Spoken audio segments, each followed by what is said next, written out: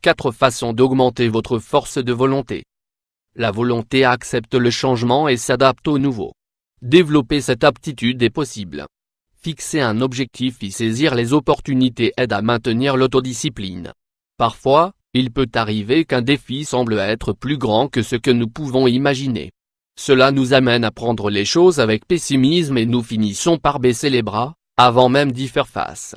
La peur est naturelle et il n'y a aucun moyen de l'éliminer, mais nous pouvons y faire face en contrôlant nos nerfs.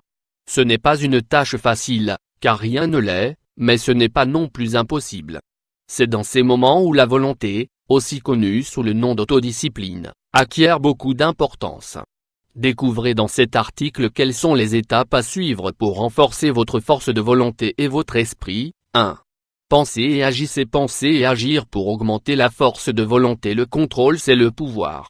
Cette phrase appartient au célèbre film La liste de Schindler, réalisé par Steven Spielberg, et peut qualifier parfaitement la phrase décrite ci-dessus.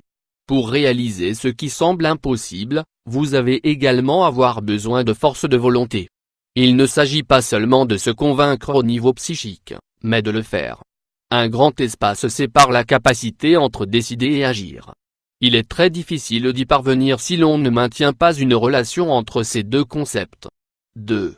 N'arrêtez jamais de croire pour augmenter votre force de volonté. La force de volonté n'est pas synonyme d'entêtement.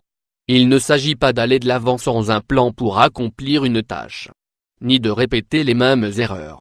La force de volonté accepte le changement et s'adapte au nouveau. C'est aussi comprendre que tout ne génère pas les résultats que nous attendons, et que nous continuons quand même à aller de l'avant. Il est normal que l'être humain agisse dans l'espoir d'obtenir une récompense à court terme, cependant, le faire dans le but de progresser et d'atteindre de meilleurs résultats est ce qui nous satisfait vraiment. Vu d'une autre manière, vous pouvez choisir entre une course de 100 mètres ou participer à un marathon. Avoir de la force de volonté, c'est accepter les erreurs, mais peut-être que le plus difficile est de mettre de côté ces pensées qui vont à notre encontre. Celles qui sont produites par la fatigue et qui poussent à terminer quelque chose qui n'est pas fini. Se fixer un objectif, faire des ajustements tout en continuant son chemin, tirer parti des opportunités présentes et utiliser des alternatives, sont des outils qui aident à créer et à maintenir notre force de volonté. Continuer sans se retourner, ne pas perdre notre objectif et être discipliné est essentiel pour réussir. 3. Utilisez le sport comme meilleur exemple. Le sport aide à augmenter la force de volonté. Les exemples de force de volonté ne manquent jamais, il suffit d'y prêter attention.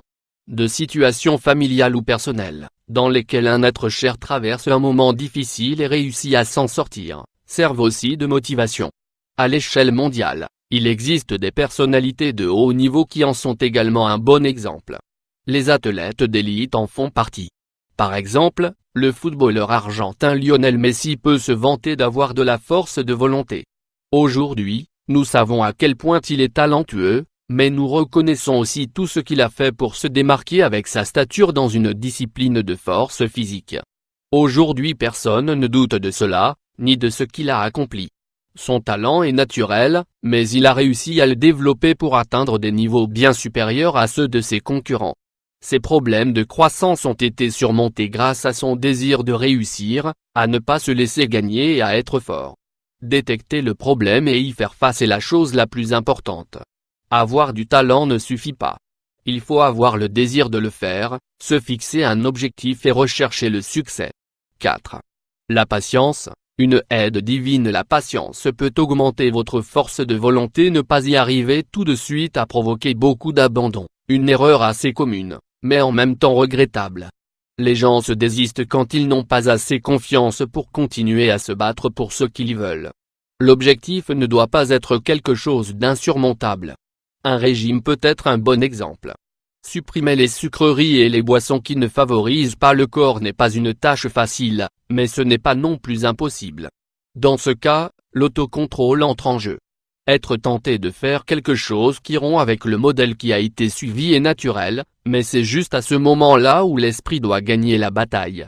Au final, lorsque le but principal est atteint, après avoir surmonté le problème, et créé un précédent, celui où l'être humain apprend et sait que ce qu'il a expérimenté précédemment ne représente plus la difficulté qui semblait exister. C'est alors que vous percevez que tout valait la peine, chaque stratégie, chaque goutte de sueur.